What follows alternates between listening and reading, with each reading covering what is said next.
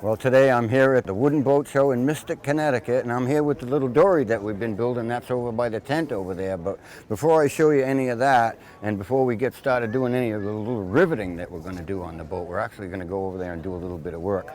I'm standing here right now with Jeff Burke, and he's built this beautiful peat color sharp wherry. There you go. It's a sharp wherry, and it is sharp. It really is. When I see something like this, it kind of humblizes me because the workmanship is so fantastic, and the boat, the design of the boat, and just from the beginning, he's picked beautiful designs and he does beautiful work. And you know, when I look at a boat like this, I see so many things that really interest me. It's got fantastic wood in it, great quality, red maple seats, and you know, hackmatack knees, and I think it's got a Natural crotch. yeah, natural crotch for a breast hook. Honey locust, I think it is. Yep. And cedar plank, riveted. Lots of hours involved in a boat like this. So what can you tell us about this design? Well, it's an interesting hull in that it was originally used in New York City in the oyster fisheries, because evidently off of Staten Island was famous for having huge oyster beds, and they called these Yankee skiffs. Right. And there was a boat builder named Pete Culler, lived on Cape Cod, and his talent was taking a pickup truck and turning it into a sports car. He, what you call, made a clipper version of the Yankee skiff. This is what you call a combination boat, in that its virtues of rowing and sailing are about equally balanced. It's a good pulling boat. It's a good sailboat. She's a little tender sailing, but if you're a good sailor and understand the boat... Oh, you had a crew for a little bit more yeah, ballast to help you out? It's actually is an exceptionally fast boat under sail. Under sail, yeah. So, and I'm sure it's pretty fast with two people rowing it as well. It'll move right along. Right. But a couple of the interesting things about this boat is that it has what you call a wherry keel. It's called a sharp wherry, which means there's a flat stick of wood, about 1.5 inches thick of oak, that's 12 inches wide amidships, and this allows the boat to sit upright on its own. Sit flat on the beach like a dory. Sit flat on the beach like a dory. And it also makes a boat that's very easy to beach. You can drag it right up on the rocks. It has a removable wear shoe, so if it gets chewed up, you can just take it off and replace it and so on. But she's planked with northern white cedar, which I get in northern New England, and it's maybe the best wood in the world for planking light lap strake boats. She's framed out with white oak. Her keel is red oak. As Lou mentioned, all the thwart seats are red maple, which is what the customer requested, and I find that the so-called strawberry blonde look is just really beautiful, really beautiful, the color. And her sheer strake and trim is out of Sipo or African mahogany. Right. The whole hull is riveted off. I believe there's about 1,600 rivets of this. I have a grown knee for tamarack for the stem, which of course is where the trunk of the tree turns into the root. Sure. And used grown knees for the thwarts, and of course the transom knees, the same thing. Book match grown knees for the transom. It's just really old time boat building that's, let's say, been dolled up a little bit. I mean, 100 years ago, boats like this were commonplace. But a couple of the other interesting things about it is Pete Culler really understood how to make a boat swim, what I describe swim, meaning how she goes through the water, which of course is the most important thing. And with this hull, she's got what you call a head like a cod, tail like a mackerel, meaning she's fuller in the forward sections, which makes an excellent sea boat, but also at cruising speeds is the most efficient. And she also has what you call a powder horn shear. That means that the top... It kind of rises up and then falls off a little bit. And I find that the shear makes it look like a big scrappy salmon. Yeah. She sure likes to go in the water, though. Yeah, I bet it does. In a way, it's really a high-performance boat. I really appreciate the boat a lot. I love the contrast between the different woods and different things like that. It's all, like you said, the detail that probably the original boats didn't have in them, but, you know, they were built so very similar to this, you know. Right. Well, it's kind of work boat in some ways, but it has been, work boats didn't have a lot of varnish on them and so on and so forth. Right. But I want to explain one other thing Sure, about go ahead. these boats is that a lot of people see a wooden boat and their first reaction is, oh, it's beautiful and everything, but do I have to soak it every year for it to take up so it doesn't leak? Right. I've found that when you take a boat like this, when all the woodworking is done, you flood coat the hull with what's called boat soup. And every boat shop has its own guarded formula. Oh, yeah. That I'm sure Lou wouldn't tell me his. And No, I'm not going to tell you him mine. But what that does is when it strikes into the planking, it stabilizes the wood from the shrink swell cycle, and that's when the joints work. Right. And this is what makes boats leak. So I tell people that I make the same guarantee the old time boat builders make, which is I will drink what leaks into the boat. Because I have found that boats like this, you can be out of the water all winter, put them in the water, and they don't leak. Right. And I attribute that to the liberal use of boat soup. Once I flood coat the hull with that, then I let it sit for a week or two, it cures up, then I do all my varnish and paint work on top of that. But as I said, it has an amazing effect insofar as stabilizing the wood. This boat lives on a trailer. I know a lot of people build ply boats or composite boats because they're worried about the boat leaking, but the fact is this boat doesn't leak, and I don't want to say all my boats never leak, but I found it's possible to build a wooden boat that really doesn't leak. Well, just the fact that it's not carvel planking, it helps it out, because a carvel plank boat like this would obviously open up if you left it in the sun or on the beach or anything, and then you'd have trouble leaking. I mean, all the beach boats, I think, were all lap straight plank like this, dories and everything else. So very, very interesting. Thanks. It's really nice talking Lou, to you. nice meeting you too. And now we're going to head over and actually do a little riveting on the little dory that I've built. You're going to help me out bucking the rivets? You bet. Okay, great. Wedge right in there. So we're here with the little dory that I've got started building, and we're going to do a little bit more riveting along the laps here. We've tilted the boat up on a couple of sawhorses, so it's easier for the man on the outside to buck the rivets, and I can simply stand up on a little platform and reach inside with a ball peen hammer and do the peening. So it's in the right position, I think, at this point, and we're just going to get started to divide this up. Good enough.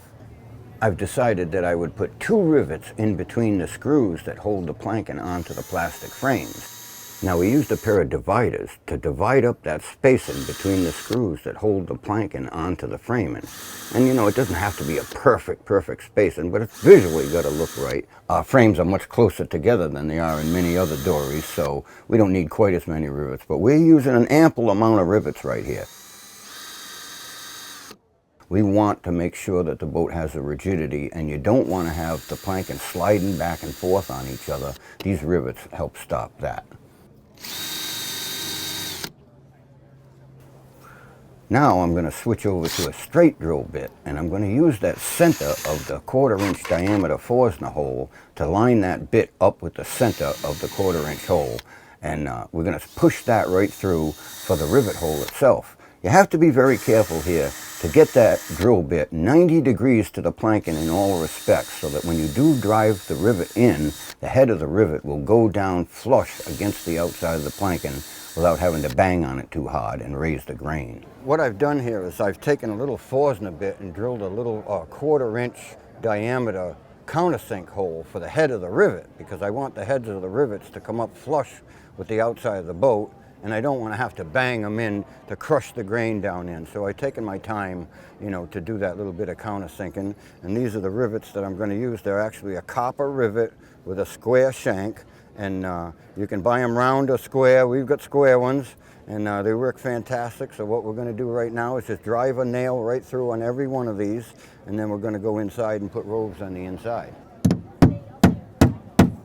Now we're driving in the nail part of the rivets, and this is where the drilling has become very important. If we hadn't drilled that hole nice and 90 degrees to the planking or the Forstner hole at exactly the right depth, what would happen would be you'd bang the rivet in and the head wouldn't look flush to the surface. So we've got the drilling proper, the heads are going down nice and flat, This is exactly what I've been looking for right here. Now there's a little tool that I've made. It's just simply a little piece of oak and with a hole drilled up inside of it and kind of a tapered end on it. And I've rounded the end of it off a little bit so when it comes in contact with the boat, it won't dent the inside of the planking up. Very simple little tool. This is to drive the roves onto the rivets. So we're going to use that on the inside, and I'm going to have Jeff's going to bucket on the outside so when I drive the rove on, it won't drive the nail back out of the hole. You ready? Yep.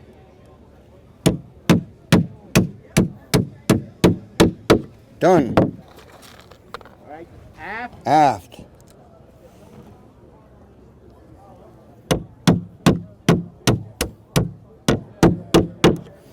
Done. We're driving the roves down on the rivets right now. All right, and forward. Jeff and I are staying in real close communication, so there's not a lot of confusion. We know exactly what rivet we're on. He switches and I switch to the next one simultaneously, and there's no problem at all. Okay, let me explain to you this tool once more. It's got two purposes. One of the purposes is to just drive the rove on, quite simply, and it works quite well for that. But it does have another purpose. The rivets, when you're going around a curvature in a boat like this, the head of the rivet and the rivet hole is in 90 degrees to the plank above it right here. So you can see it coming out of this plank on quite an angle, really. So I don't want to leave it that way. So what I'm going to do is I'm going to drive that rivet or that rove right down close. When I get it close there, I'm going to use the same tool to bend the rivet up 90 degrees to the inside of the plank below it. The hardest part is really holding the rove on until you can get the tool in place.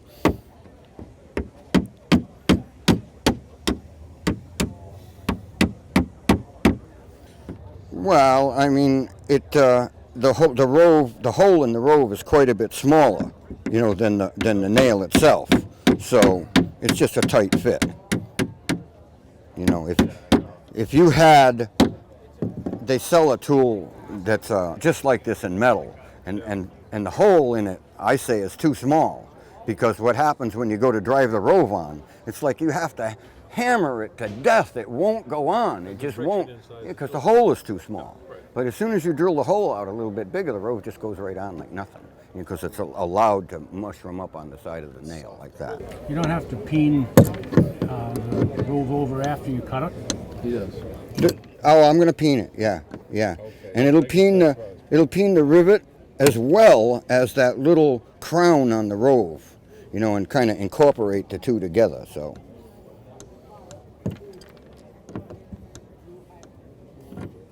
The only reason why I'm cutting them off twice here is my nippers are incapable of cutting it gets jammed up into the nippers if I don't cut it off twice. They're just not deep enough. It doesn't take that much extra time. Go. Now I've got a little ball peen hammer, and we've got a weight on the outside, and we don't want to drive the rivet back out, so we've bucked it on the outside, and we're just going to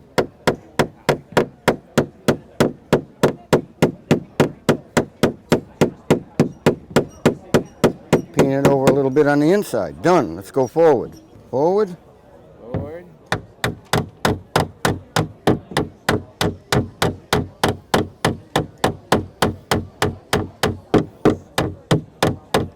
Now you see me tapping on these rivets pretty lightly, because if you used any tremendous force or banged on it too hard, you'd actually bend the rivets between the rove and the head. So we don't want to do that. Basically what we're trying to do is just mushroom the rivet over the rove a little tiny bit, and that's all you need. So we're going to go aft again. Aft.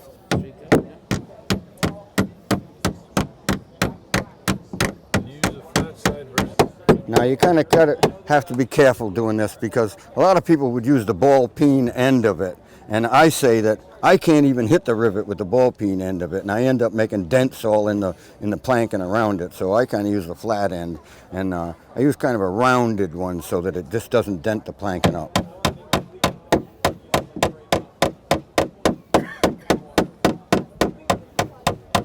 That's it. Aft. Yep.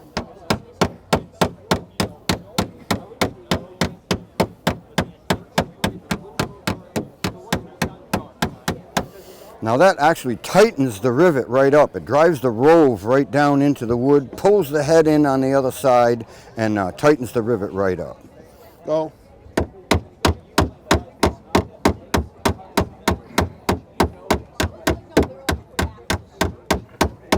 set. Go.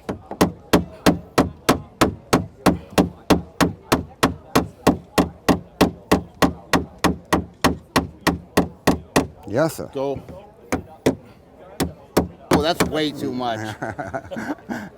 So that's how it's done right there. That's nice. Rivets are the strongest fastening considering the diameter hole that you drill. They're stronger than a screw, they're stronger than a bolt, and so on. And as Lou pointed out, one of the amazing things about riveting, and it's less than a 1/16 of an inch, they have great compressive strength that pulls joints together. Well, and the other thing is they don't rely on the holding power, of what you're, putting a screw into. I mean, you put a screw into a piece of oak or whatever it might be, especially a real thin little piece, you can strip it out and you have actually no holding power. Right. A rivet's got a head on the other side, so it's a through fastening is what it is. Yeah. And I think that's the way to go with a boat like this. I don't know, maybe possibly the rowlocks be able to be moved, but I'm pretty confident about where the center seat should be. So. I think that seat riser is going to be plastic or wood? Oh no, it'll be wood. Yeah, it'll be wood. Yeah.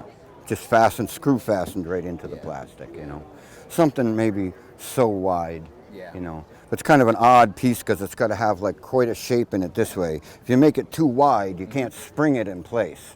Right. So what'll probably happen is it'll be more broad in the center here and then taper down at the ends, Now, does it have to, it can't be straight, does it have to have a little curve to it at all? Most dories have a little rise to them. Because of the shape of the boat, it makes that kind of happen unless you were to take steps against it. And what happens is the seat kind of rises, or the seat riser rises up forward a little bit and up aft a little bit. I never liked that. Yeah. I never thought anything of that. I'm going to try to get them in there flat, so that the seats are all the same height. Yeah. Yeah. Nice boat though. Not a lot of rocker on it. Some boats have. It's got about 3 inches of rocker in it, I think, in the length of it. It's so I designed that into it so the boat would turn a little bit easier. So that you can take one oar and give it one stroke and have the boat change course. There's nothing worse than being in a boat that has a directional stability, like when you're in a mooring field or something like that, because you just can't get it to go where you want it to go. It wants to go straight, and you want it to go over here, and it doesn't work out. Dories are very, very maneuverable. That makes them maneuverable, like, at the beach. When you're in between surf and everything, and you've got to get it pointed towards the surf right away, now, because the surf is coming. So these are the boats for the beach, there's no doubt about it. I mean, these boats are like a boat like this over here. It's got tremendous, use for all kinds of different things, fast under sail and rowing and everything, but it's not a dory. No. I wouldn't want to be in that boat at the beach.